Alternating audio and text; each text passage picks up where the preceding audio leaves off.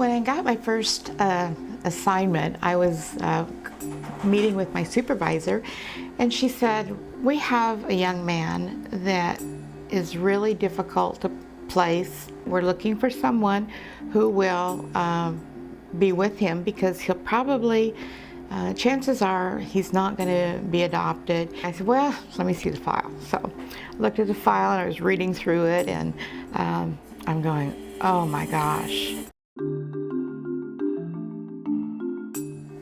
I was kind of in an abusive situation. I was abused a lot of my life by not only my father but my mother before she got incarcerated.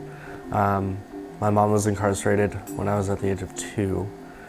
She's still currently incarcerated at this time. I joined the Department of Health and Welfare for cases at the age of 3 because my mother had fractured my skull when I was a young child. And then I kept on getting abused further on down the road by both my parents. Where he was living, it was just, the conditions were just, unbelievable. And I could say, imagine your worst and go from there.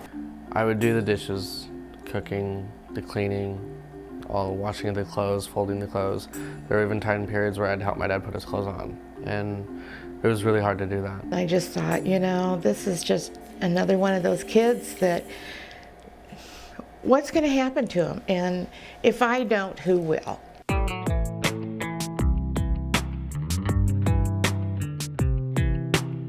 When I met Becke, she was hard on me at first. I said, what kind of books do you like to read? I don't really like to read. What? Every chance she got to give me a gift, it'd always be a book. And when I got the book, she would read the same book at the same time. And then she would call me or I would call her and she would explain what she had read and then ask me questions about what I read. One day I got a call from Jadon and he sounded very, very distressed. And I said, Jadon, what's wrong, what's wrong? And he said, my dad's dead. I had a visitation at 5 p.m. with him and Chuck Dudley, one of the transporters from my foster home to my dad's house. He dropped me off. He was still there. He was sitting outside, and I walked in and I actually found my dad in the living room with the TV on and everything. And the first person I called when I got home was Becke. Now he didn't have his father, and his mother's in prison, and so it's just like, this guy is alone in the world again. Becke helped me through whatever she could. There was no stopping her to helping me.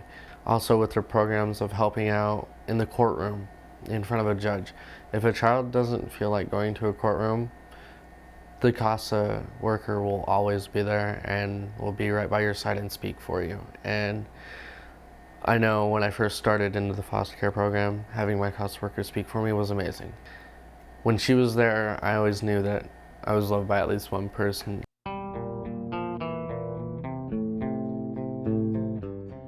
Jadon called me and he said, he said, Becke, he says, I think I'm going to be adopted. There's this guy, and he's at Boys and Girls Club, and he's known me, and he wants to adopt me. His eyes just lit up, and you could just see how big his heart was getting because he was just so excited at the prospect of, I'm going to have a family. I was actually adopted this past year on my birthday, September 20th. What more of a wonderful birthday gift but to get adopted on my birthday.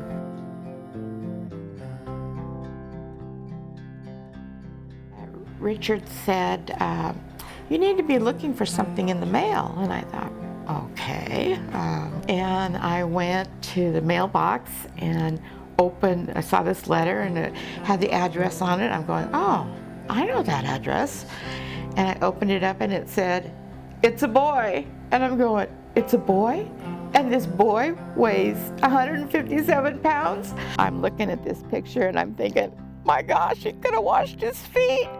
But then I turned it over and I read it and I don't know, it just meant so much. Tears were just streaming down my face.